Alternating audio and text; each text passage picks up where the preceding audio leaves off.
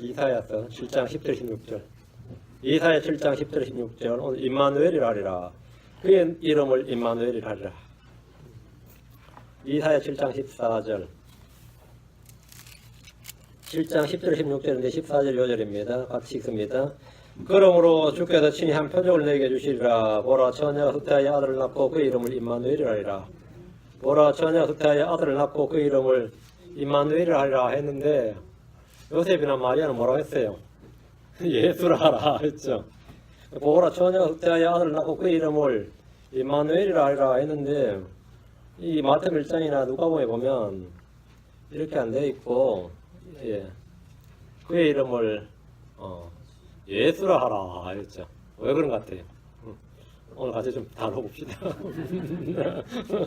임마누엘이라 하리라. 오늘 말씀은 처녀가 후태하여 한 아들 낳을 것이라는 아주 유명한 그 메시아 예언에 관한 말씀입니다. 메시아 예언에 관한 말씀인데 잠깐 기도합시다. 위대하시고 거룩하신 주 하나님 감사합니다. 함께 도우시고 은을 베푸시고 복을 주셔서 주의 말씀을 어느 때보다 은혜롭고 복되게 영감 있게 또 경이롭게 은혜있게 저희 마음 속에 다가오도록 주께서 역사해 주실 간구합니다. 저희는 아무것도 아닙니다. 주님은 모든 것이십니다. 하나님께서 저희 귀를 열어주시고 저희 마음을 열어주시고 주의 말씀을 쏟아부어 주시고 아버지는 언제나 말씀이 믿음과 잘 결합해서 저희 속에서 풍성하게 또 권위있게 강력하게 일하는 놀라운 열매 맺는 그런 성도를 나도록 도와주실 간구하며 주께서 일하시는 것을 모두가 보고 알 수 있도록 도와주십시오. 감사드리며 주의 성기도합니다. 아멘. 오늘 말씀 처녀가 후태하여 virgin입니다. 영메이드가 아니고 영레이디가 아니고 처녀가 후태하여. 얘는 이제 RSV 성경 처음 나왔을 때 보라, 처녀가 후태하여 아들 낳을 것이요 이래 돼 있는 이 부분에 이제 behold a virgin shall conceive 이걸 이제 a young lady shall conceive 이렇게 해가지고 전부 다 이제 그 성경 같은 사람들이 전부 함부라라고 함부해달라고 하니까 딱 바꿔가지고 이제 virgin 이렇게 한 거예요. 그래서 처음에 그 RSV 처음 나왔을 때 virgin이라는 단어를 a virgin이죠. a virgin인데 이제 young lady로 바꿨던 그런 일이 있었습니다. 그리고 지금도 이 쓰잘데가 없는 신학자들이나 사람들이 young lady라는 뜻이라고 주장하는 자들이 있고 또 이제 우리 a virgin인데 a virgin이죠. 그런데 이제 또 캐톨릭에서는 어가 아니라 더다. the virgin에서 동정녀 말이야. the virgin에서 정과다 더를 쓰고 virgin 할 때 V자는 대문자로 써서 the virgin 이런데 그게 아니고 a virgin, behold. 어떤 아직은 누군지는 몰라요. 보라 어떤 처녀가 이 말이죠. 한 처녀가 후태하여 아들 낳을 것이요. 에덴의 동산에서 여자의 씨로 주님께서 여자의 씨로 태어날 한 사람에 대해서 말씀하신 하나님께서 역사를 통해서 그 여자의 씨가 누구인지를 점점 구체적으로 말씀을 해주셨습니다. 여자의 씨는 가인 자식 아니죠. 아벨 아니고 아벨 죽었죠. 셋이죠. 그 다음에 셋 다음엔 셈이 있죠. 다음에는 누구? 노아죠. 노아의 자식 중에서는 셈, 노아의 아들 셋이 있는데 그중 셈이고, 그 다음에 아브라함 자식 중에서는 이삭 중에서는 야곱 중에서는 유다 다음엔 유다 지파가 사람 중에서는 다윗, 다음에 이제 쫙 이렇게 점점 구체화되는 거죠.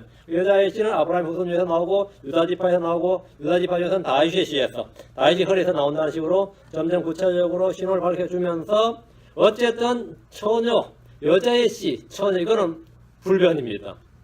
그분은 남자 없이 결혼하지 않는 여자, 즉 처녀가 후태하여 한 아들을 낳습니다. 그의 이름은 임마누엘입니다. 성경 전체에 임마누엘 이게 세 번은 곱되어 있는데 성경에 하나님의 칭호 명칭이 많이 있습니다. 엘 할 때 엘, 우리가 뭐 엘리야, 엘리사, 요엘, 다니엘 할 때 엘 있죠.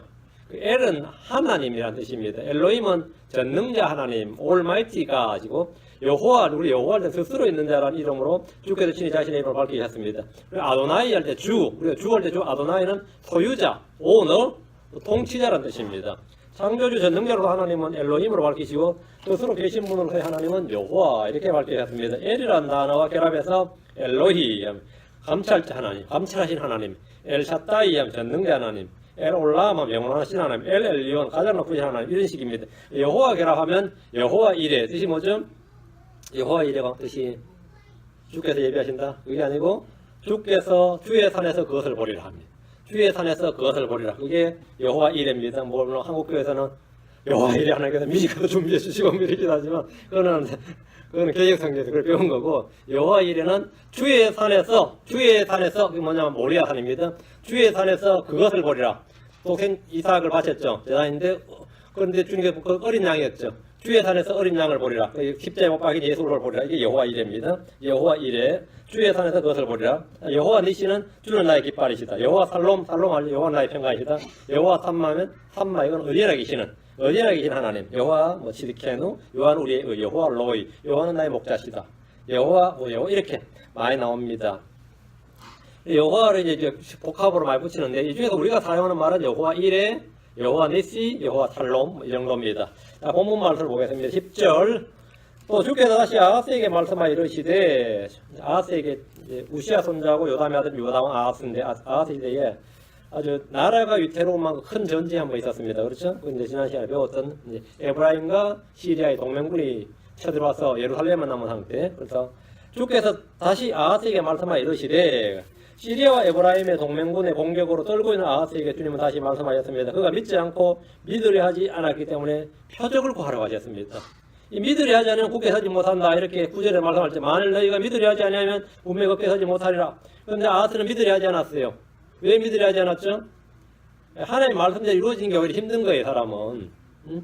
이 죄를 짓는 사람은 말이죠. 하나님과 관계성이 깨어지고 우상을 숭배하고 죄를 짓는 사람은 하나님 내게 다가오면 오히려 그게 부담이 되고 힘이 들어.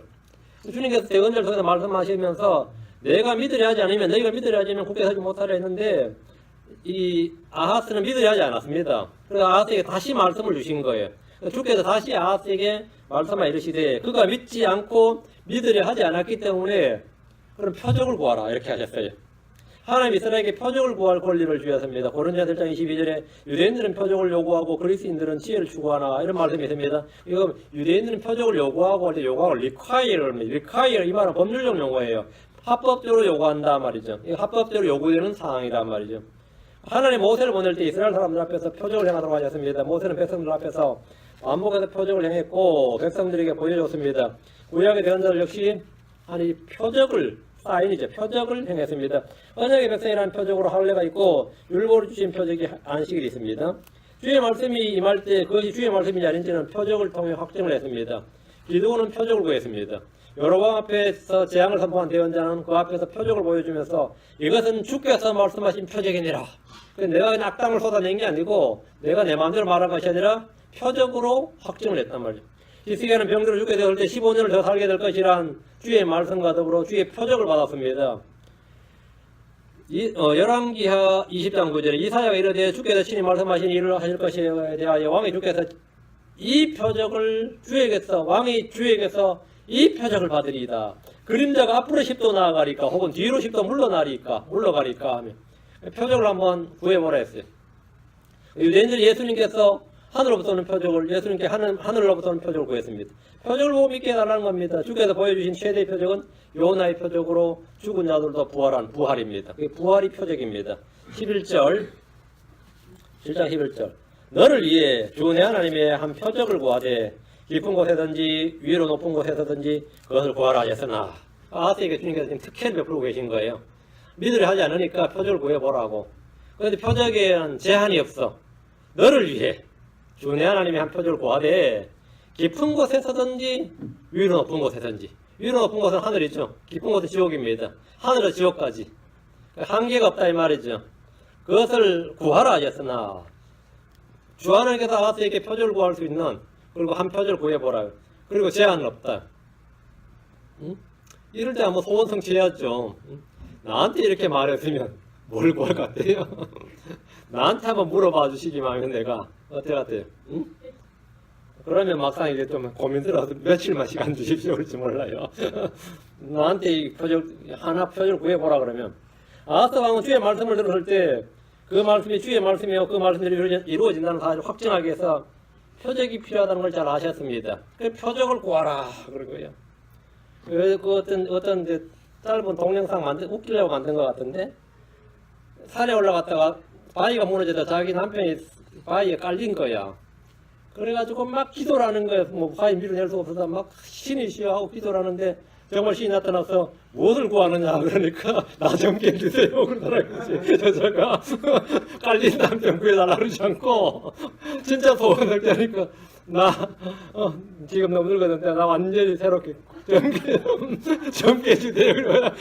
신이 더 놀았다잖아요. 뭐 빨리 남편을 구해달라 할 줄 알았는데 사람이란 게 뭐 그게 인간이에요. 그게 절묘하게 잘 구한 사람은 솔로몬이죠. 그 외에는 사실은 이 하나님께 구하라 그래도 너희가 무엇을 구하는지 너희도 알지 못하는도다. 구하라 그래도 실제로 그래요. 저한테도 뭐 막상 하나 구하라 그러면 제가 구하고 나서 아차 잘못했다 다른 걸 구할 거 이럴 것 같아. 아니면 며칠 시간 달라고 하든지 뭐 고민하다가 뭐 엉뚱한 구할 수도 있겠죠. 예, 구하는 것도 참 쉽지 않은 것 같습니다. 표절 구하려니까 아하스가 지금 고민스러운 거예요. 할렐루야 하고 뭐 이런 게 아니라 이 아하스 왕은 이 믿음 좋은 왕이 아니라 이 우상 숭배자였습니다. 이 유다에 우상을 갖다 놓는 왕이었어요. 그런 아하스에게 대언자 이사야가 딱 와가지고, 이사야가 보통 대언자가 아니에요. 자기 조상 때부터 우시아 때부터 왕국에서 계속 대언하던, 한마디로 말하면 이 아하스는 이사야 앞에서는 좀 쫄리는 사람이에요. 나이도 그렇고 워낙 유명한 대언자였고 또 족보도 봐도 위단 말이죠. 그래서 이 대언자 부담스럽고 구하라 그러니까 주의 말씀을 들을 때 그 말씀이 주의 말씀이고 그 말씀대로 이루어진다는 사실 확정해서 표적이 필요하다는 걸 주님이 아시고 구하라 하니까 주님 그가 아하스가 믿음 없는 자가 아니라 믿는 자가 되기를 원하셔서 주신 특혜 진짜 은혜 중에 은혜죠. 은혜 중에 은혜입니다.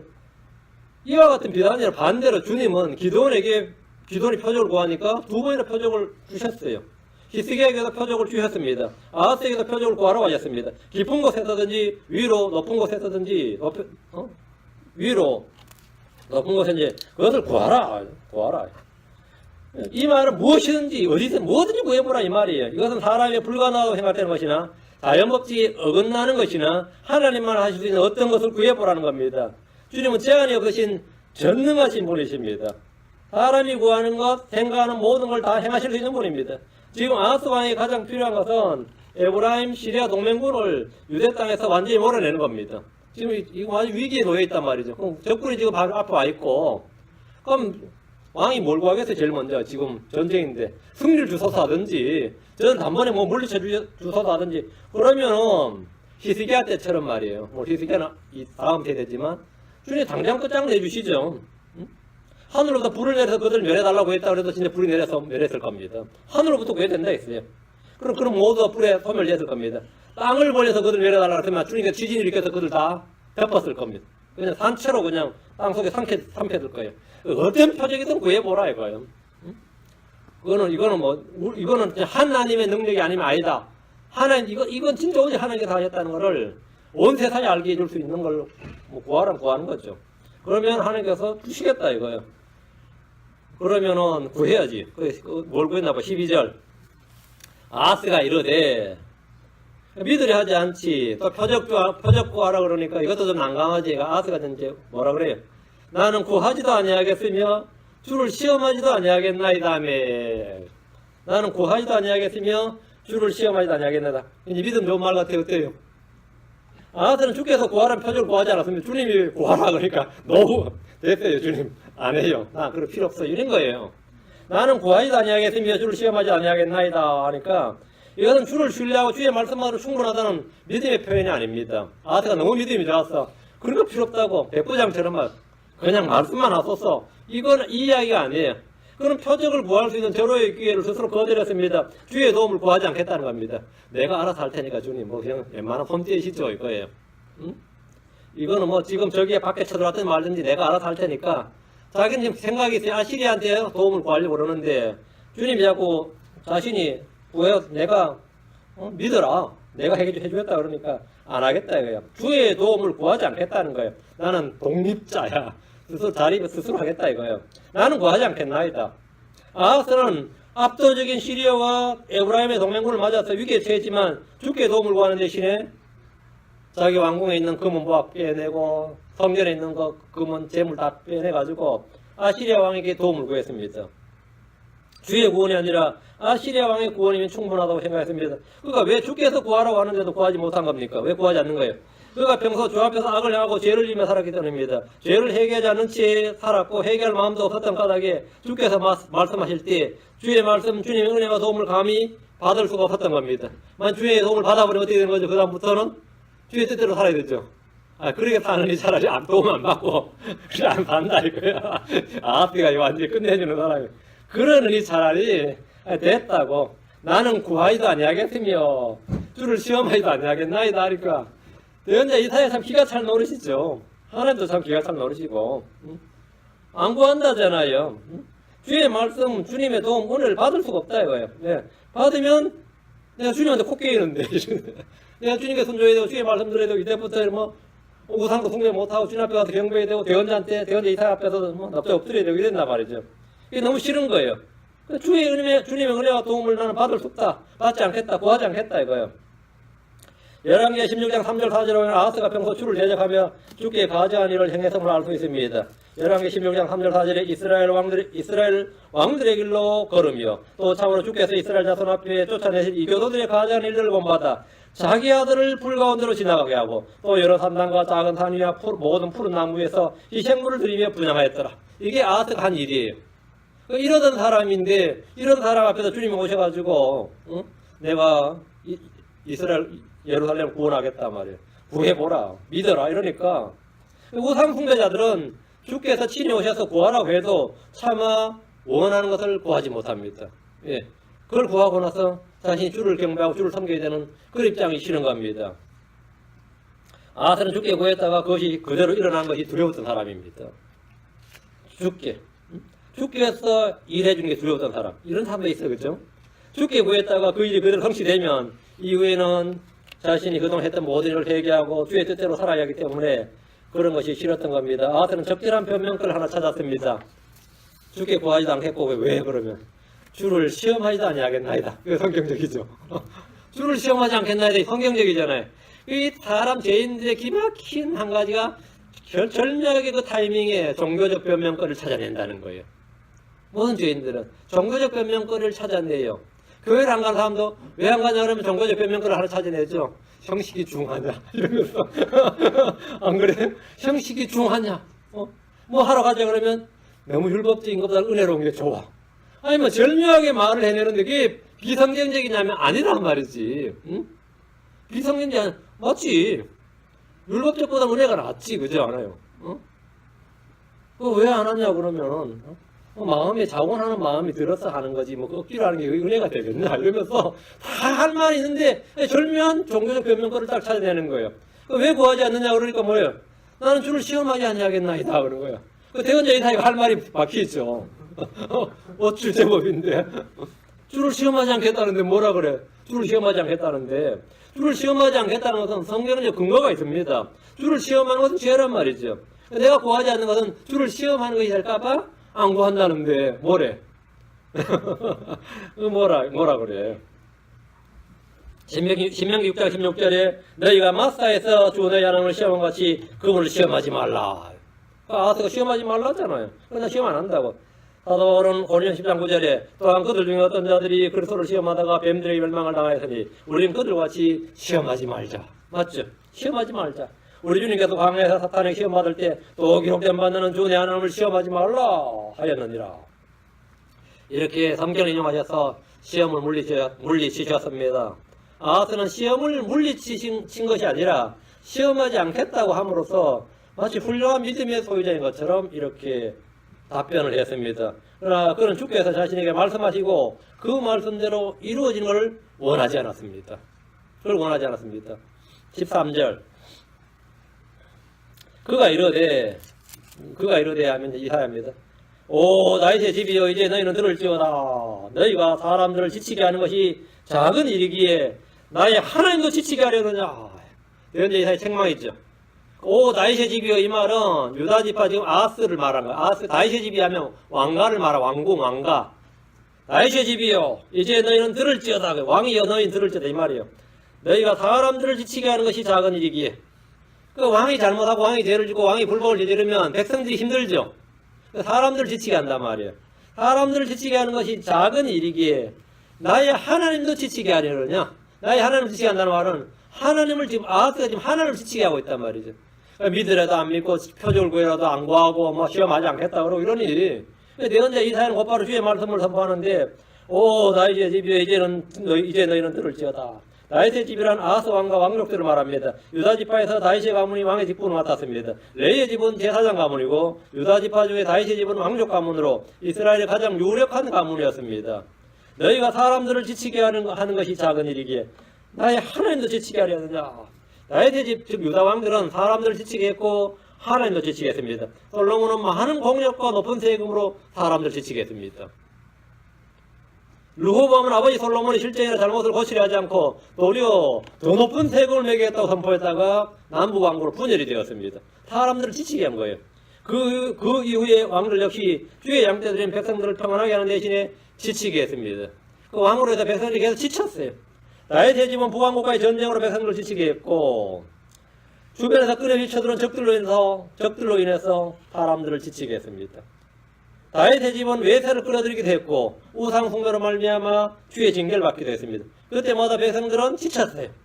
예언자 이사야는 다윗의 집에 속한 아하스에게 나의 하나님도 지치게 하려느냐, 사람도 지치게 하고 이제 나의 하나님도 지치게 하려느냐 했는데 졸지도 않으시고 주무지도 않으시고 피곤하지도 않으신 주님을 지치게 하는 방법이 뭐예요? 사람이 주를 지치게 하는 방법.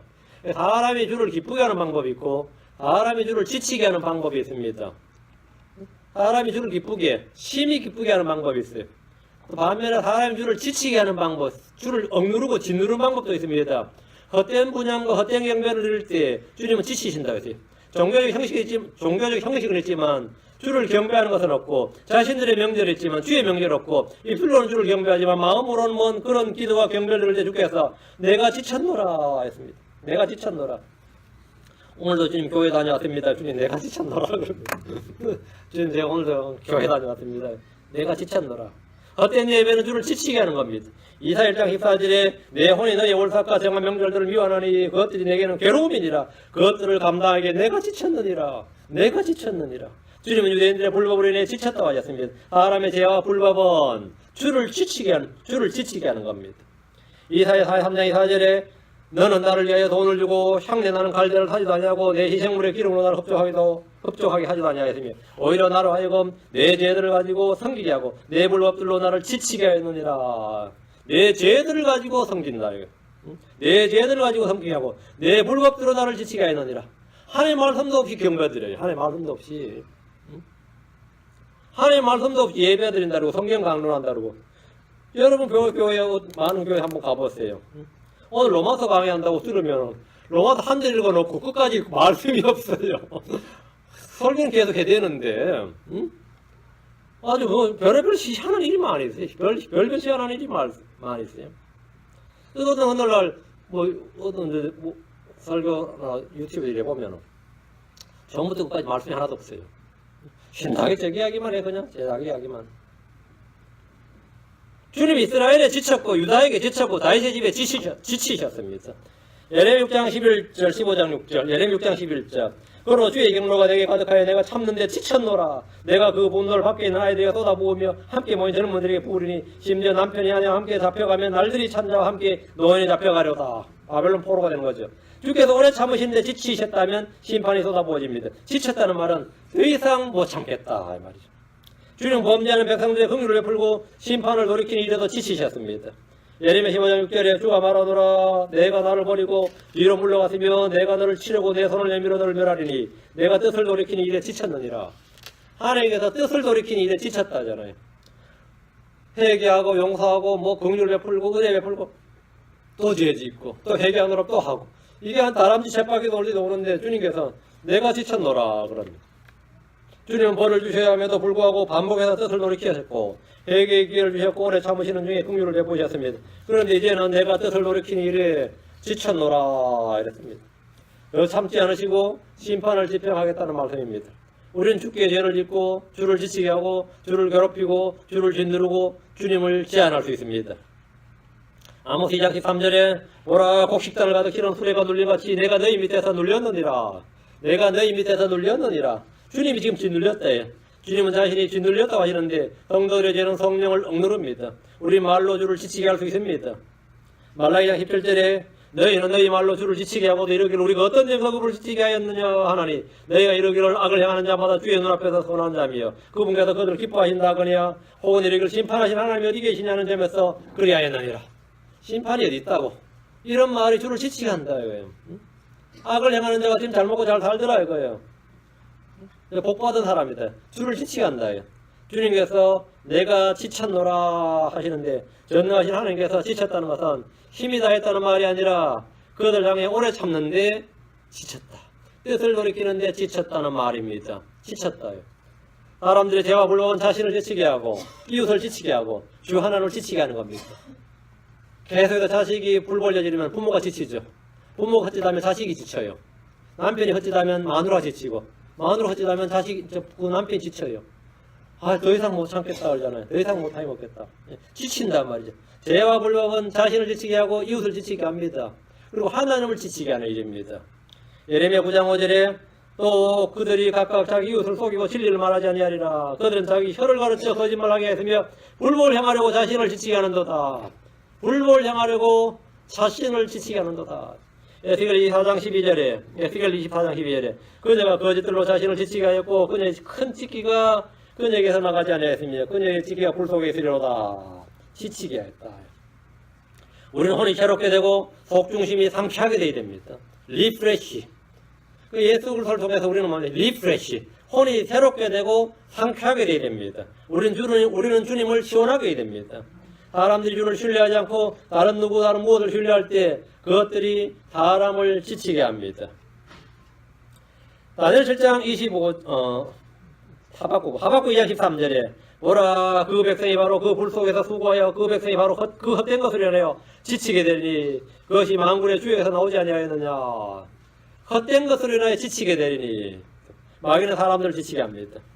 다니엘 7장 25절에 또 그가 지극히 높으신 이를 대적하려고 엄청난 말들을 하며 지극히 높으신 이의 성도들을 지치게 하고 또 때와 벌 바꾸려 행할 것이며 그들은 한때와 두때와 반때까지 그의 손에 주어지리라. 대화하는 이야기죠. 그런데 사람들은 몸이 지치고 혼이 지치고 낙심하게 되면 주께서 자신을 지치겠다고 말합니다. 신앙생활이 너무 나를 지치게 하는구나. 교회가 나를 지치게 하는구나. 주께서 우리를 지치게 하는 것이 아니라 우리를 새롭게 상쾌하게 하시는 분입니다. 우리의 속사람을 날마다 새롭게 우리의 영혼을 상쾌하게 하시는 분이 여러분 하나님의 말씀을 들을 때 여러분 새롭게 되고 상쾌하게 되어야 됩니다. 그게 정상적인 겁니다. 그런데 지쳤노라. 어때요? 교회 나갈 때 힘이 쫙 빠져요. 어때요? 아침부터 10시부터 지금 무슨 교회가 3번을 연달아 한다 이거야. 보통 교회 가면 그죠? 목사만 하루에 7부 예배 드리면 어때요? 5부, 6부, 7부. 목사는 5, 6번 할지 몰라도 성도를 한 번 하고 가면 그만했잖아. 응? 한 번 하고 가면 그만한데 뭔 교회가 연달아 3번 하는 거죠? 저는 누가 와서 그랬는데 또 해요 그러더라고. 또 해요? 여기 또 해요? 또 하나? 이러더라고. 사람들 죄와 불법은 지치게 한다. 지키. 주님은 상쾌하게 하시는 분이다. 14절 다시 이사야로 7장 14절. 그러므로 주께서 친히 한 표적을 내게 주시리라. 보라 처녀가 수태하여 아들을 낳고 그의 이름을 임마누엘이라 하리라. 다윗의 집이 주를 지치게 할 때 주님은 친히 그들에게 한 표적을 주시겠다고 합니다. 구하지 않더라도 준다 이거예요. 이스라엘이 구하지 않더라도 아들은 구하라니까 안 구했잖아요. 안 구했는데 보라 처녀가 수태하여 아들 낳고 그의 이름을 임마누엘이라. 이 한 표적을 주겠다 이거예요. 이 한 표적은 뭐 처녀가 수태하여 아들 낳는 거 이건 표적 중의 표적이죠. 처녀가 수태하여 아들 낳는다. 단성생식이잖아요. 단성생식 무성생식이라 그래요. 이거 생물학적으로 불가능한 일이지. 그리고 주의 일이지. 표적이다 말이야. 다윗의 집이 주를 지치게 할 때 하나님은 친히 그들에게 한 표적을 주시겠다는 겁니다. 이스라엘의 소망, 다윗의 집이 가장 소망하는 것은 한 가지입니다. 약속의 메시아가 다윗의 자손에게서, 다윗의 혈액에서 나오는 겁니다. 아브라함은 자신의 씨에서 일어날 메시아를 바라보았습니다. 이삭과 야곱 물론이고 온 이스라엘 소망은 아브라함의 씨, 다윗의 씨라 불리는 그리스도입니다. 특히 고난을 당할 때 어려움에 처할 때는 더욱더 그리스도의 힘을 외치게 됩니다.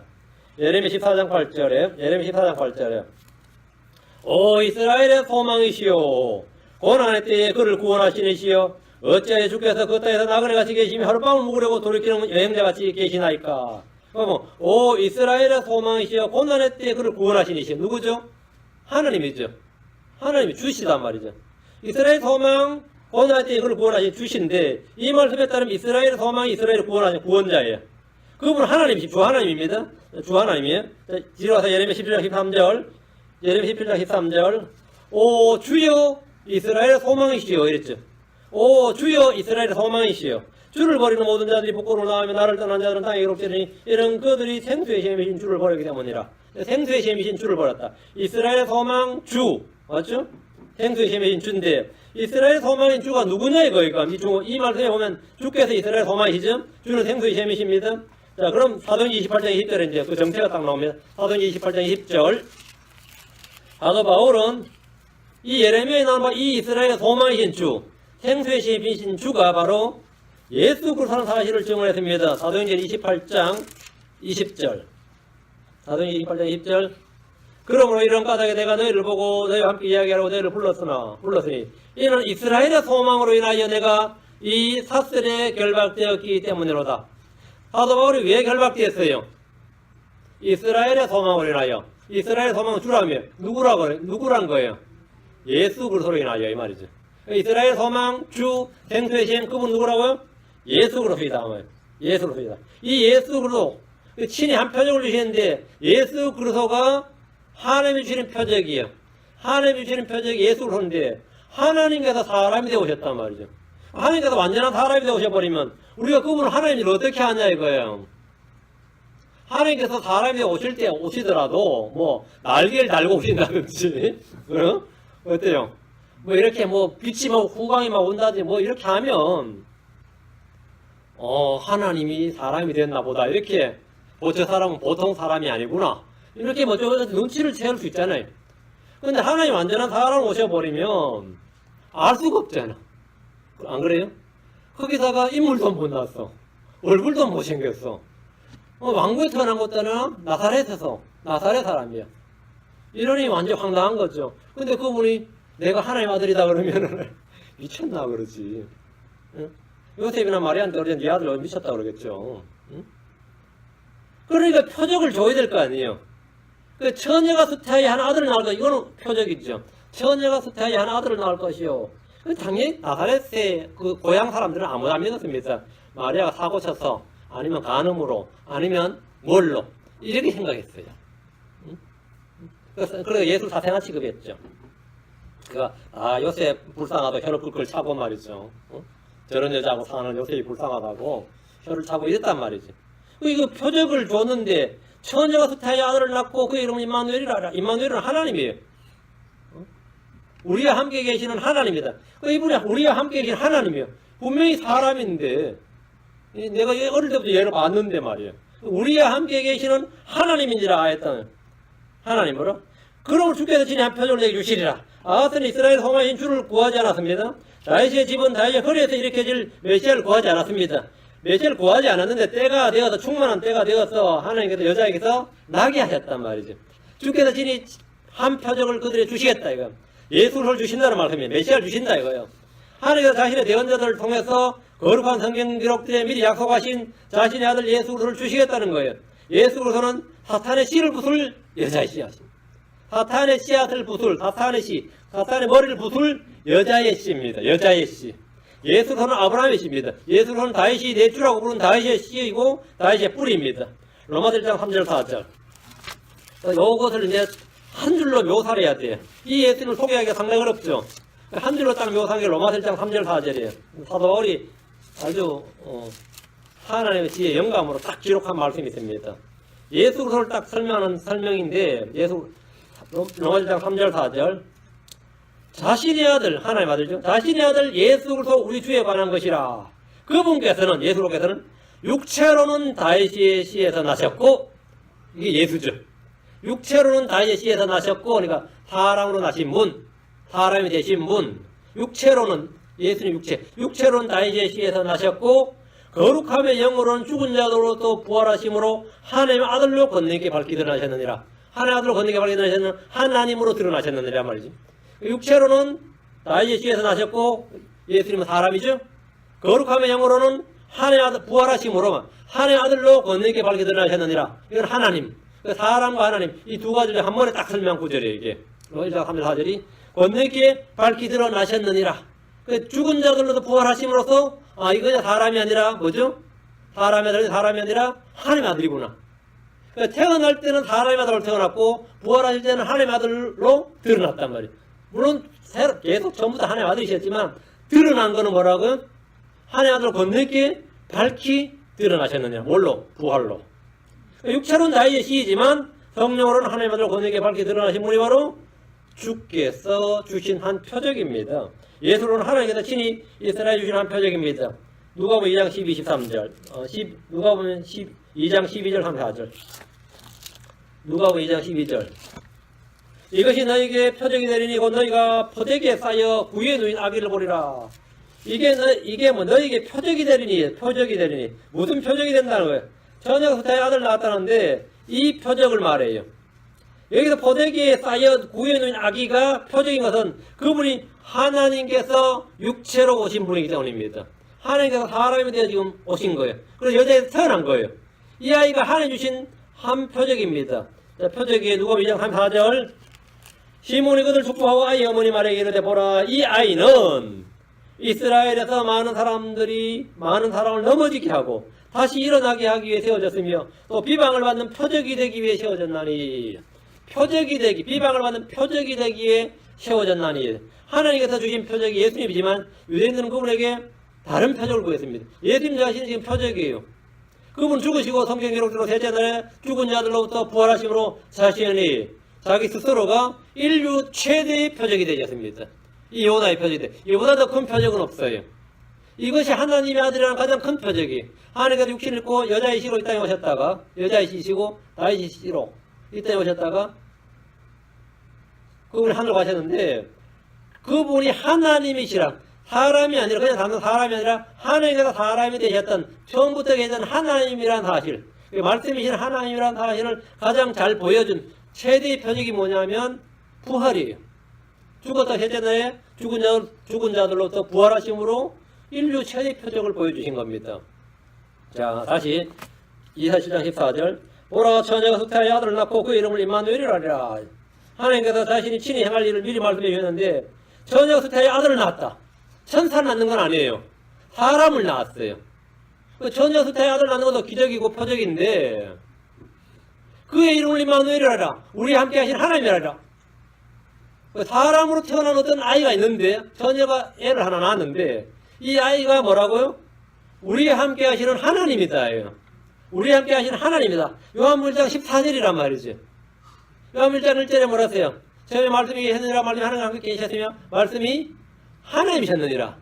14절에 그 말씀이 육신이 되어 우리 가운데 가심에 아버지 독생하신 분과 은혜 진리가 충만하더라 하죠. 그러니까 말씀이 육신이 되어 그의 이름을 뭐라고요?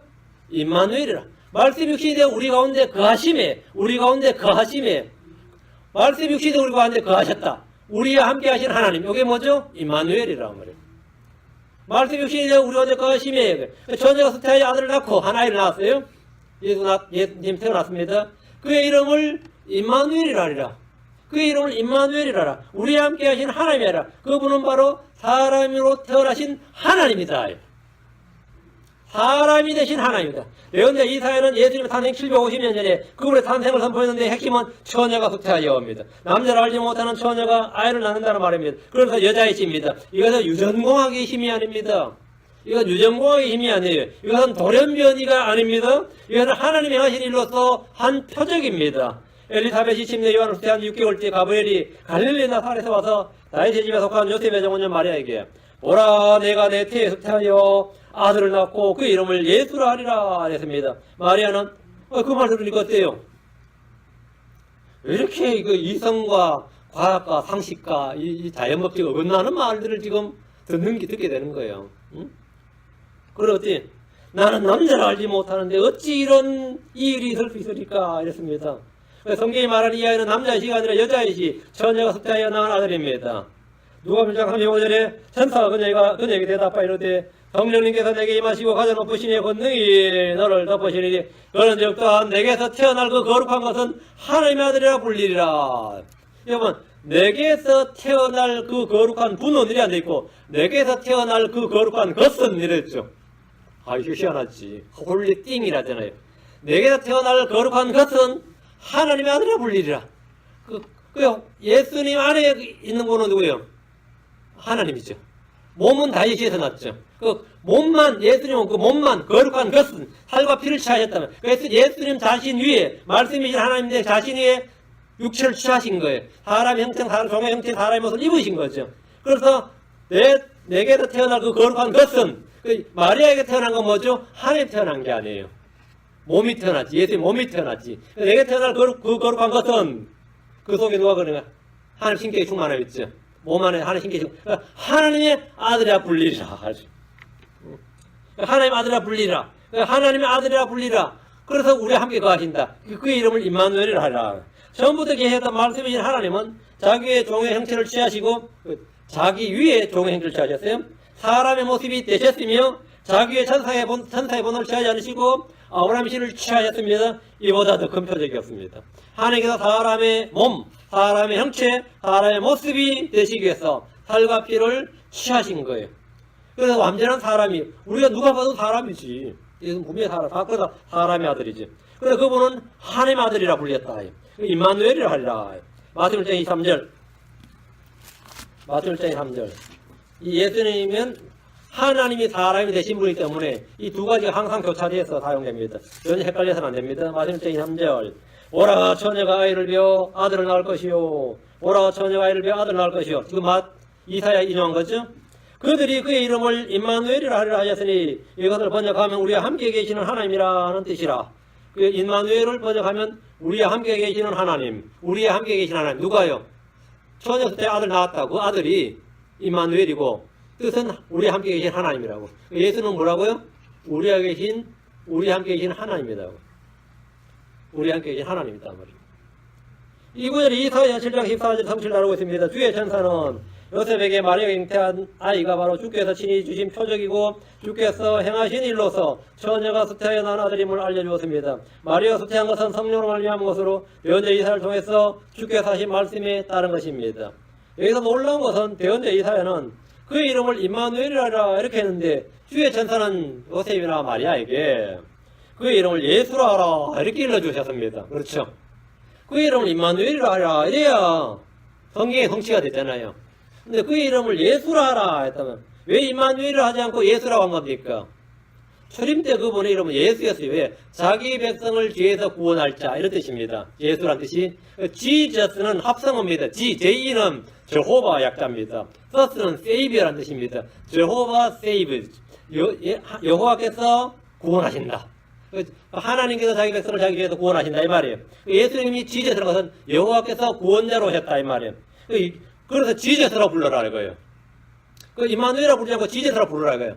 그의 이름을 지저스라고 부르고 그 호적 등록에 당연히 지저스라고 썼죠. 예수님의 본명은 지저스. 죽으실 때 십자가에서도 지저스입니다. 예수예요. 예수 이름은 예수 이름 예수지 당연히. 우리 구원자 이름은 예수입니다. 그렇죠? 근데 그 예수를 우리 뭐라고 그러냐? 우리 함께 하신 하나님 이래 부른다는 거지. 그게 임마누엘입니다. 그래서 그들이 임마누엘이라 부르라 했단 말이죠. 자기 백성을 죄에서 구원하실 분이라고 지저스를 했는데 예수는 우리와 함께 거하시는 분으로 임마누엘입니다. 요한복음 1장 14절에 말씀 육신이 되어 우리 가운데 거하시며 우리가 그분의 영광을 보니 아버지 독생하신 분의 영광이 은혜와 진리가 충만하더라. 그러나 유대인들은 그들이 자신들과 함께 계신 하나님이심을 그분을 자신들과 함께 계신 하나님이심을 알았어요? 몰랐어요? 몰랐지. 알았더라면 영광의 줄 십자가에 못 박지 않았겠죠. 몰랐어요. 우리와 함께 계신 하나님 아니지. 그냥 지저스였어. 응? 우리 함께 계신 하나님을 안 사람 별로 없었단 말이지. 그분의 영광의 주심을 알지 못했고 그분을 죽였습니다. 그분은 죽으셨다가 그분이 죽였으니까 예수님 죽으셨죠. 그리고 묻히셨다가 부활하셨어요. 그리고 하늘을 성취하셨고 이스라엘은 그분이 이 땅에 다시 오실 때까지 그들과 함께 하신 하나님 즉 임마누엘을 부를 수가 없습니다.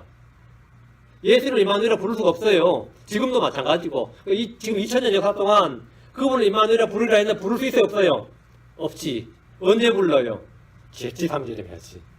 지상재림해야 예수님 말하자면 예수님이 재림하셔서 이스라엘 한가운데 계실 때 그리고 예루살렘에 왕자를 딱 놓으면 예수님은 뭐가 되는 거죠? 우리 함께 계신 하나님, 우리 가운데 계신 하나님. 우리 함께 계신 하나님, 우리 가운데 계신 하나님. 그때 뭐죠? 예수님 뭐라고 부른다고요? 우리가 함께 계신 하나님, 우리 가운데 계신 하나님 이렇게 부르는 거예요. 그리고 이방인들은 뭐라고 부르는 거죠? 그들 가운데 계신 하나님, 그들과 함께 하신 하나님 이렇게 부르는 거지요. 그 이름이 뭐죠? 임마누엘이란 말이에요. 그 초림 때는 지저스가 되고 재림 때는 뭐가 되는 거? 지저스가 임마누엘이 되는 거예요. 그러니까 너희가 그분 하나가 나는데 저녁때 하나를 낳을 것이고 그 이름을 임마누엘이라 하면 그분이 바로 너희가 배척하고 배반하고 죽이고 했던 무시하고 배척했던 그분이 너희 함께 하신 하나님이다. 그분이 바로 너희가 바랐던 이스라엘 소망이고 너희와 함께 하시는 하나님이다 이거예요. 초림에서는 우리 영적으로 우리 함께 하시는 하나님, 우리 가운데 계신 하나님 이것을 임마누엘이지. 맞죠? 주님은 우리 함께 계시고 우리 속에 계시고 이거는 임마누엘이 맞는데 이 문자적으로 주님께서 이 땅에 딱 왕절하고 도시를 건축하고 성전을 건축 이거는 재림 때죠. 그때 다 임마누엘이란 말이죠. 그래서 이제 예수님께서 재림하셔서 이스라엘 한가운데 계실 때 그분의 이름이 임마누엘일 뿐 아니라 예루살렘 자체가 뭐가 되는 거죠? 예루살렘 도시 이름이 주께서 거기 계시다. 이렇게 주께서 거기 계시다. 그럼 주께서 예루살렘에 계시다 이 말이죠. 주께서 거기 계시 뭐예요? 거기서 이스라엘과 함께 하신 하나님이란 말이에요. 그들과 함께 하신 하나님. 이스라엘 유대인들은 전부 다 우리 함께 계신 하나님 임마누엘이다. 임마누엘이라 하리라. 이 한 절 속에 뭐가 된 거? 초림과 재림 다 돼간 거죠. 전쟁과 숫자에 하나 일어날 것이요 초림이에요. 그 이름을 임마누엘이라 하리라 재림이죠. 이걸 알지 모르겠네. 예. 예. 그래서 주님께서 육체로 태어나셨을 때, 육체로 이 땅에 오셨을 때 이 재림의 사역을 하지 않으셨습니다. 재림 사역. 그래서 천사 가브리엘이 그의 이름을 지저스라 하라, 예수라 하라 이렇게 된 겁니다. 예슈아. 우리나라 옛날 사람 야소라 그래서 야소. 중국에서 중국 한자로 야소였기 때문입니다. 우리나라는 이제 중국이나 한국은 이제 일본도 마찬가지지만 이 불어나 독어, 영어, 히브리 다 발음 옮기기 힘들었기 때문에 나폴레옹을 나팔륜 그랬어요.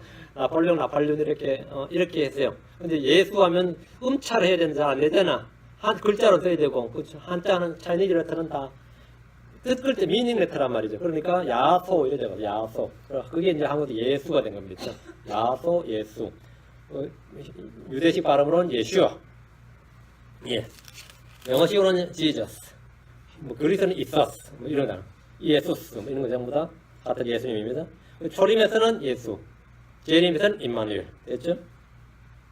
예. 재림 때 유대인들에게 예수님은 우리 함께 계신 하나님, 우리 가운데 계신 하나님입니다. 스바냐 3장 17절에 내 한가운데 계시는 주 내 하나님은 내 한가운데 계시는 주 내 하나님은 능하신 이시니 그분께서 구원하시고 너로 인해 기뻐하며 즐거워하시고 친히 사랑하는 가운데 안식하시며 너로 인해 노래를 부르고 기뻐하시리라 하리라. 내 한가운데 계시는 주 내 하나님은 누구지? 예수님이죠. 그 예수님은 뭐라고요? 내 한가운데 계시는 주 내 하나님입니다. 물론 영적으로 주님께서 우리 가운데 계시고 우리와 함께 계시지만 주님은 지금 현재 하늘에 계십니다. 성령을 통해 우리 안에 계시는 거죠. 그날에 유대인들이 예수를 임마누엘, 즉 우리 함께 계시는 하나님이라고 부르게 됩니다. 다시 이사야 7장 15절. 그가 버터와 꿀을 먹겠고 이로써 악을 거절하며 선을 택할 줄 알리니 그가 예수님이요. 그 저녁에 태어난 하나들 예수님이 말이에요. 버터와 꿀을 먹겠고 예수님 어릴 때 뭐 먹었는지 알겠죠? 밥을 먹지 않아서 그죠? 버터와 꿀을 먹었어. 이로써 악을 거절하며 선을 택할 줄 알리라. 가나안 땅을 젖과 꿀이 흐르는 땅이라고 하는데 이런 젖과 꿀이 풍성했기 때문입니다. 가나안 땅이 젖과 꿀이 풍성한 땅이었어요. 10년 요한이 광야에서 먹었던 것이 뭐였죠? 메뚜기와 널꿀이었어요. 꿀이 얼마나 많았으면 꿀을 따다 먹었단 말이에요. 그것도 자기 주식으로 맨날 꿀 먹는 사람 한번 생각해 보세요.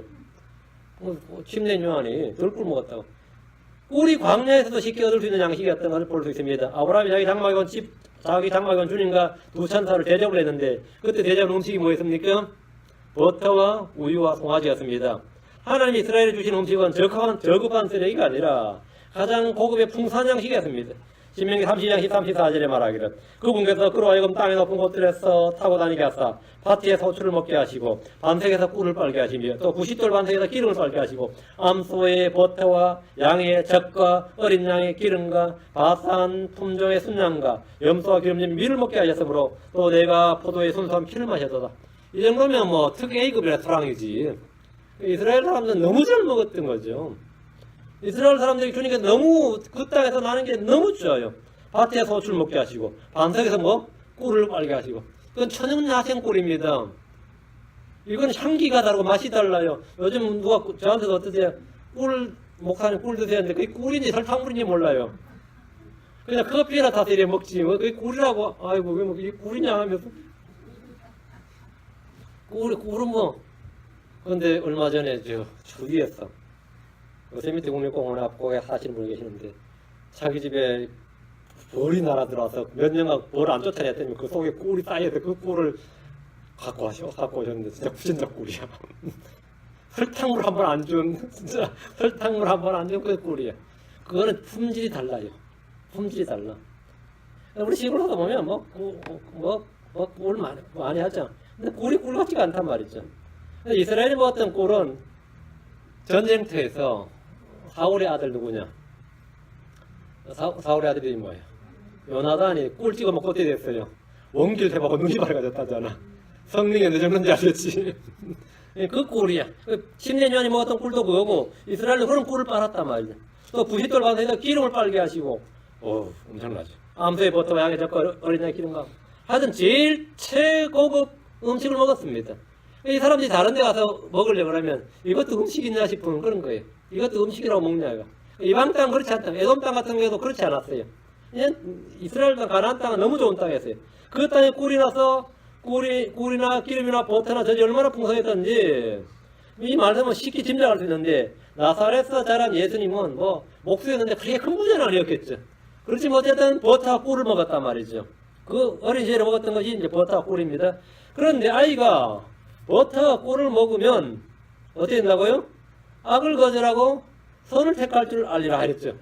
뭐 버터와 꿀 먹는다고 악을 거절하고 선을 택할 줄 알리면 애들 다 버터와 꿀 먹이지.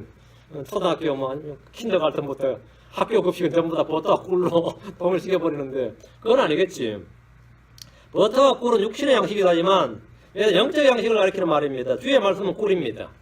주의 말씀은 꿀. 시편 19편 10절에 그것들은 금보다 참으로 많은 정금보다 더 사모할 것들이며 또 꿀과 벌집보다 더 달도다. 하나님의 말씀 뭐라고요? 꿀과 벌집보다 더 달도다. 시편 119편 103절에 주의 말씀들이 내 입맛에 어찌 그리 단지요 참으로 내 입에 꿀보다 더 다니다. 다윗이 먹었던 꿀은 뭐예요? 말씀이었던 거죠. 주의 말씀은 젖입니다. 우유를 저으면 뭐가 되죠? 버터가 됩니다. 버터는 젖으로 만드는 겁니다. 이스라엘의 남은 자들이 먹는 것이 버터와 꿀입니다. 이사야 7장 22절에 그것들이 내는 젖이 풍성으로 그가 버터를 먹으리라. 젖이 풍성하니까 버터를 먹는다잖아요. 그 땅에 남은 모든 자가 버터와 꿀을 먹으리라. 그 남은 자가 버터와 꿀을 먹는다. 예수님 어릴 때 먹은 게 꿀과 버터였단 말이에요. 우리는 말씀의 저주로 자라납니다. 예수님께서 어릴 때 먹었던 버터와 꿀은 주의 말씀입니다. 그래서 악을 거절하고 선을 택할 줄 알게 된 겁니다. 예수님 어릴 때부터 뭐 하나님의 말씀을 일용할 양식보다 더 귀하게 그렇게 버터와 꿀을 먹었다는 거예요. 그래서 악을 거절하고 선을 택할 줄 알리라. 예수님은 악을 거절하고 선을 택할 줄 알았습니다. 마귀의 시험을 거절하고 하나님의 것을 택할 줄 알았어요. 이건 굉장히 중요한 겁니다. 악을 거절하고 선을 택할 줄 안다. 육신을 거절하고 영적인 걸 택할 줄 알고 땅에 속한 것을 거절하고 하늘에 속한 것을 택할 줄 안다. 이거는 엄청난 거예요. 이거 뭘로 가능하죠? 버터와 꿀을 먹으리니. 그가 버터와 꿀을 먹겠고 여러분이 버터와 꿀을 먹으면 이게 가능합니다. 코스코에서 파는 버터 말고 거기 꿀 말고 이 버터와 꿀을 먹으면 악을 거절하고 선을 택할 줄 알겠다. 에덴에서 여자는 선을 거절하고 악을 택했습니다. 생명나무 대신에 선악을 나무를 택했습니다. 그렇죠? 하나님은 무엇을 선택할지를 미리 말씀해 주셨습니다. 이스라엘은 악을 거절하고 선을 택해야 됩니다. 그러려면 버터와 꿀을 먹어야 됩니다. 사망을 거절하고 생명을 택해야 됩니다. 저주가 아닌 복을 택해야 됩니다. 이방신이 아니라 하나님을 택해야 됩니다. 우상이 아니라 하나님을 택해야 됩니다. 육신이 아니라 성령을 택해야 됩니다. 택해야 돼요. 신명기 3장 19절에 내가 이날 하늘과 땅을 불러 너에게 증거로 삼노라. 내가 생명과 사망과 또 복과 저주를 너희 앞에 두었노니 그러로 너와 내 씨가 살게 하여 생명을 택하라. 생명을 택하라. 생명의 말씀을 택하고 생명의 주를 택하라. 예수 소가 생명이며 생명을 택하라. 여호수아는 백성 중에 너희가 섬길 자를 택하라고 말했습니다. 엘리야는 우상 숭배에 뛰던 이스라엘에게 참 하나님이 누군지를 알고 그분을 따르라고 했습니다. 우리 주님은 어릴 때부터 악을 거절하고 선을 택할 줄을 아셨습니다. 주님 마귀의 시험을 거절했습니다. 주님은 자신의 뜻대로 행하지 않고 주의 뜻을 행했습니다. 이유는 버터와 꿀을 먹었기 때문입니다. 믿음의 사람들 중에 요셉은 악을 거절하고 선을 택할 줄 알았습니다. 그렇죠? 요셉, 상식에 나온 요셉 말이에요. 악을 거절하고 선을 택할 줄 알았어요. 모세는 파라오의 딸의 아들이라 불리는 걸 거절하고 선을 택할 줄 알았습니다. 고난받는 이스라엘 백성과 함께하는 악을 거절하고 선을 택할 줄 알았단 말이죠. 더 나은 부활을 얻고자 사망을 피하지 않았대. 풀려나기를 원치 않았다. 어때요? 더 나은 부활을 얻고자 하기도 택할 줄 아는 거죠. 택할 줄 아는 거예요. 우리는 뭘 선택해야 되느냐? 다니엘 왕이 주는 음식을 거절하고 홍죽을 선택할 줄 알았습니다. 엄청난 겁니다, 이거. 다니엘이 새 친구는 왕의 신상의 경배를 거절하고 선을 택할 줄 알았습니다. 반대로 바리새인과 율법 사들은 요한에게 신뢰를 받지 않으므로 자기를 향한 하나님의 계획을 거절했습니다. 에서는 장자권보다는 팥죽 한 그릇을 선택했습니다. 광야의 백성들은 주의 법안에 걷기를 거절했습니다. 시편 78편 10절에 그들이 하나님의 언약을 지키지 않고 그분의 법안에서 걷기를 거절하며 뭘 거절하고 뭘 택해? 악을 거절하고 선을 택해야 되는데 반대로 하나님의 뜻을 거절하고 주의 계획을 거절하고 하나님의 뜻을 따르기를 거절하고 이것이 사람이죠. 사악한 자들은 판단의 공의 행하기를 거절합니다. 주님 말씀하셨습니다. 사무엘 1장 4절에 내가 불렀으나 너희가 거절하였도다. 내가 내 손을 내밀어서나 아무도 중시하지 아니하였으며 내가 불렀으나 너희가 거절하였도다. 아하스도 거절했습니다. 지금 여기 나온 아하스 왕은 주께서 믿어라. 표적을 구하라. 거절했습니다. 됐다. 우리 아들도 뭐 성경 구절하라면 됐어 그래. 황당하지. 어제 요한복음 3장 17절 18절에 오랬더니 17절은 달라요. 18절을 하니까 됐어 그러더라고요. 나 기가 차서 두 구절 외우라는데 한 구절 외우고 됐다는데 뭐 황당하지. 되긴 뭐가 돼. 두 구절 외우라는데 니는 암기 외우니까 아예 통째로 다 외워버리라고 그랬더니만 다 외워버리라고 그랬더니 뭐 됐대. 안 됐는데 전혀 안 됐는데 거절한다고. 응? 거절하지. 이것이 지금의 세대입니다. 지금의 사람들이 전 세대보다 훨씬 더 많은 교육을 받습니다. 정말 훨씬 더 많은 교육을 받아요. 그런데 어떻게 된 거죠? 악을 거절하고 선을 택할 줄 모릅니다. 주께서 불러도 거절합니다. 공견을 거절하고 주의 책망을 거절합니다. 이거 정말 황당하냐? 이게 사실이죠. 이번에 한국에서 놀라운 판결이 하나 있더라고요. 어제 의사가 닥터인데 서울대 의대를 나온 닥터야. 근데 자기 마누라를 죽여서 35년형을 받았어요. 그러니까 한국은 보통 20년형 정도가 최고, 무기징에 가면 20년형 정도가 최고형입니다. 그리고 살인해서 15년형, 뭐 이런데 35년형이라 그래서 좀 독특하다 해서 내용을 요래 살펴봤더니만, 마취제를 사용해가지고 자기 마누라를 죽였어. 그래서 화장까지 다 했는데 그쪽 부인 쪽에서 이제 다시 진정을 해서 다시 재조사해달라 그래서 이제 재조사해서 하는데 사실 몇 번을 죽였는데 세 번째 그 시도에 성공한 거야. 자기 마누라를 무사히 독살을 한 거죠. 무사히 독살인데 의학적 지식을 다 동원해가지고 의사니까. 아주 똑똑하죠. 잘 배운 놈이라고 저거 한 건 아니에요. 여러분이 난전에서 아니면 노가다 파일럿 못 배운 사람이라도 못 배운 사람도 악하고 판사, 변호사, 어쩌저 하는 교수만 한다고 착한 놈 아닙니다. 그건 전혀 상관이 없는 거예요. 다른 상관을 많이 짓지. 못 배워서 이렇구나. 아닙니다. 못 배워서 그런 거 아니에요. 왜 그러냐면 훨씬 더 교육은 많이 받은 세대인데 지금 그렇죠. 이제는 우리 어른들만 해도요 교육 못 받았죠 별로. 시대도 암울했고 훨씬 더 요즘은 다 대학 나오잖아요. 지방에 지잡대라 하더라도 나오잖아. 고등학교는 거의 기본이고 말이죠. 아무리 사고 쳐도 고등학교 졸업장은 줘야지. 이게 한국 문화예요. 한국의 정서고 웬만하면 그냥 준다고. 그렇게 해가지고 훨씬 더 교육을 많이 받았는데 악을 거절하고 선을 택할 줄 몰라요. 선악에 대한 기준이 없어요. 선악에 대한 구분이 없다고. 당연히 주께서 불러 거절하죠. 훈계를 거절하죠. 정말 거절합니다. 훈계하고 있네요. 그러잖아요. 세상 쓰는 말 중에 하나 뭐죠? 또 설교하고 있네요. 그러잖아요. 설교하고 있네요. 그러죠. 설교하고 있네. 다음 8장 33절에 훈계를 들으며 지혜로운 자가 되라. 그것을 거절하지 말라. 그것을 거절하지 말라. 그러나 이 시대는 주의 말씀을 신화나 전설보다 더 못한 것으로 여깁니다. 사람들이 꾸미는 소설이나 영화나 연극이나 뮤지컬을 감동하면서 진리의 말씀인 성경은 거짓으로 생각합니다. 거짓으로 된 시나리오를 읽으면서 뭐라 그런 걸 만든 영화 보면 뭐래요? 감동받죠. 야, 플롯이 기가 막힌다 그러고, 그 전부 다 허구고 가사이고 써낸 이야기 한데도 전부 다 아무도 뭡니까? 바더링이 안 되죠. 여러분 영화 보면 아마 바더링이 돼요. 아, 다 가짜인데 대도 안 되는 이야기인데 그렇게 생각할 때요. 우리가 안 되고 자연스럽게 빨려들어 보잖아요. 근데 진리를 말하면 어때요? 바더링이 된다고. 이 사람 희한하게도. 뮤지컬 배우가 아니면 연극 배우가 영화 배우가 탤런트가 개그맨이 해서 막 웃고 반응하죠. 설교자가 반응하면 아멘 소리도 안 합니다. 그들이 하는 이야기도 막 반응을 하고 막 웃고 말이죠. 어떨 때 눈물도 흘리고 탤런트가 그 뮤지컬 배우가 뭐 연구하는데 눈물 흘리잖아요. 그 설교자가 설교해서 우리에서 눈물 흘리는 사람 봤어요? 그 왜 그런 것 같아요? 그 사람들은 거짓말도 진짜처럼 연기하잖아. 설교자는 진리도 거짓처럼 말하잖아.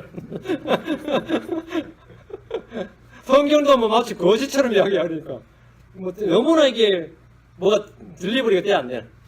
잘 안 되지. 주를 거절하고 주의 법에 귀를 기울이지 않을 때 결과는 뭐냐? 재앙이다 이거죠. 재앙이다. 예레미야 6장 19절에 오 땅아 들으라 보라 이 백성이 내 말들과 내 법에 귀를 기울이지 아니하고 그것을 거절하였으므로 내가 그들 위에 재앙고 그들의 생각의 열매를 가져오리라. 그들의 생각의 열매를 가져오리라. 우리 역시 의의 말씀을 먹으면 선악을 분별하게 되고 바른 선택을 할 줄 알게 됩니다. 우리가 뭘 먹어야 될 게 버터와 꿀이다. 의의 말씀이. 히브리서 14절에 그러나 단단한 음식은 양산한 자들에 속하나니 그들은 그것을 사용하여 자기 감각들을 단련시킴으로 선악을 분별하느니라. 악을 거절하고 선을 택할 줄 알게 된다. 의의 말씀을 뭐라고? 먹어라. 단단한 음식은 장사한 자들에 속하나니 그들은 그것을 사용하여 의의 말씀을 사용하여 자기 감각들을 단련시킴으로 선악을 분별하느니라. 우리 어릴 때는 버터와 꿀을 먹고 커서는 고기를 먹고 이거서 여러분이 부전에 버터와 꿀을 먹고 고기를 먹어야 되는데 다 내팽개치고 맛없다 그러고 뭐 몸이 건조하다 그러고 설교 예화가 적다 그러고 이러면 안 돼요. 그러면 이 말씀에서 여러분이 뭘 받지 못하면 여러분 아무 의미 없습니다. 아무리 눈물 펑펑 쏟아봐야 그건 아무 의미가 없어요. 여러분이 말씀에서 이 말씀을 여러분 속에 흡수해야 돼요. 받아들여야 돼요. 말씀에서. 자, 16절입니다. 다시 이사야 7장 16절. 이 아이가 악을 거절하고 선을 택할 줄 알기 전에 아주 어리네, 그죠? 내가 몹시 싫어하는 그 땅이 자기의 두 왕의 호령을 받으리라. 이것도 완전히 확 떨어진 이야기예요. 이 아이가 악을 거절하고 선을 택할 줄 알기 전에 이 아이가 예수를 속아 악을 거절하고 선을 택할 줄 알기 전에 주께서 표적을 구하라고 했지만 표적을 구하지 않았던 아하스에게 하나님은 하나의 즉 예수를 소유하는 예언의 말씀을 주셨고 이스라엘이 보게 될 표적이 무엇인지 알려주었습니다. 그 전에 아하스는 자신을 공격하러 온 에브라임과 시리아 왕의 멸망을 보게 된다. 에브라임과 시리아 왕 두 왕이 그 땅에 자기 두 왕의 벌을 받는다 했죠. 이 땅의 왕국은 아무리 강해도 영원하진 않습니다. 바벨론 제국이나 메데 페르시아 제국이나 그리스 제국이나 로마 제국은 다 망했습니다. 이분이라 내가 몹시 싫어하는 그 땅이란 말은 아하스를 폐해시키고 다른 왕을 세우겠다는 시리아 에브라임을 말합니다. 유다를 공격했던 시리아 왕 르시는 아시라에게 죽임을 당합니다. 에브라임은 베가죠. 이스라엘 왕 베가는 자기 부하 호사에게 죽임을 당합니다. 그 땅에서 뭐라고요? 그 땅이 자기 두 왕에게 버림을 받으라. 그 땅이 버림받는 말은 왕만 죽는 게 아니라 땅은 뭐가 되는 거죠? 그 나라 땅이 돼버려요. 그 부왕국 이스라엘이 왕만 호세로 바뀐 게 아니라 다음에는 뭐가 되는 거죠? 아시리아 땅이 돼버립니다. 그 땅이 버림을 받는다. 그 땅. 그 남의 땅이 돼버린 거죠. 시리아와 에브라임 다 그래 된 거죠. 아하스 왕은 죽게 구해야 할 것들은 구하지 않고 대신에 뭐 승리를 주소서 하든지 지혜를 주소서 하든지 뭐 권능을 주소서 하든지 하여튼 죽게 구해야 될 건 구하지 않고 대신 왕에게 아시리아 왕에게 예물을 바치고 군사 원조를 요청했습니다. 급하게. 보통 군사 원조 요청하면 내가 남의 나라 왜 싸우냐? 우리 군대를 왜 용병 보내라 그러는데 이 세력을 팽창하고자 할 때는 왔다지. 한국 같은 경우에 말이죠. 구한말 보시면 생각하시면 돼요. 이 민비가 명성황후라 그러죠. 그 동학혁명이 일어나니까 일본에 대고 좀 도와달라 그랬죠. 그러니까 어떻게 된 거예요? 안 그래도 한국 진출하고 싶어 미치겠는데 군대를 못 보내시고 미치겠는데 이게 돈 안 줘도 이거는 뭐 달려오는 거죠. 돈 안 줘도. 그것도 저전 청나라한테 오라 그래요. 이홍경이한테 와서 우리 좀 도와달라고. 그 청나도 안 그래도 뭐 가고 싶어 미치겠는데 한반도로 진출하고 싶어서. 얼른 군대 보내는 거죠. 아시리아가 그랬어요. 아시리아도 안 그래도 좀 전쟁을 개입하고 싶은데 돈까지 들고 와서 우리 좀 도와달라 그러니까 아시리아 왕이 이런 좋은 기회가 있나 싶어가지고 얼른 와서 그냥 시리아 쳐버린 거죠. 시리아 쳐버리고 다음에는 이스라엘 쳐버리고 다음에 사내립 때는 유다를 치러 왔다가 그때 왕은 히스기야였어요. 그때 왕은 히스기야였는데 안 됐지. 예. 주께 구했으면 온 땅에 주의 영광, 주의 권능이 드러날 겁니다. 그렇죠? 대신 주님은 유다를 공격한 그 땅이 자기 두 왕에게 버림을 받도록 하셨는데 완전히 정복당하게 하셨다는 말씀이죠. 완전히 정복당하게 하셨다는 말씀입니다. 오늘 여기까지 하고 다음 시간에 계속하겠습니다. 자, 기도합시다. 위대하시고 주님 감사합니다. 오늘 온전을 주의 말씀을 허락해 주셨고 또 주의 말씀 선포했습니다. 아버지 하나님 듣는 모든 분들에게 이 말씀을 통해서 우리가 주께 구할 것들을 알고 또 어릴 때부터 참으로 악을 거절하고 선을 택하는 법을 알도록 하나님께서 하나님의 말씀을 저희 가운데 판단의 법도 판단의 기준을 분명히 세워주시길 간구합니다. 아버지 하나님 열선하고 순수한 양심을 저희 가운데 허락해 주시고 깨끗한 마음 또 하나님을 추구하는 그런 또 마음을 주시길 간구합니다. 아버지 하나님께서 은혜 베풀어 주셔서 제가 이 세상에 살지만 이 세상에 동화되지 않게 하시고 이 세상에 물들지 않도록 도와주시고 또 죄에 연루되지 않도록 도우시고 거룩하게 분별된 분리된 그런 삶을 살고 하나님을 지치게 하지 않고 오히려 하나님의 마음을 상쾌하게 하게 하시고 또 주께서는 저희 마음을 새롭게 상쾌하게 해주시길 간구합니다. 그리고 저희 속사람이 날마다 새롭게 되게 하시기를 원하오며 또 저희가 더욱더 주님과 밀착할 수 있도록 도와주십시오. 감사드리고 주의 성기도합니다. 아멘. 마치겠습니다.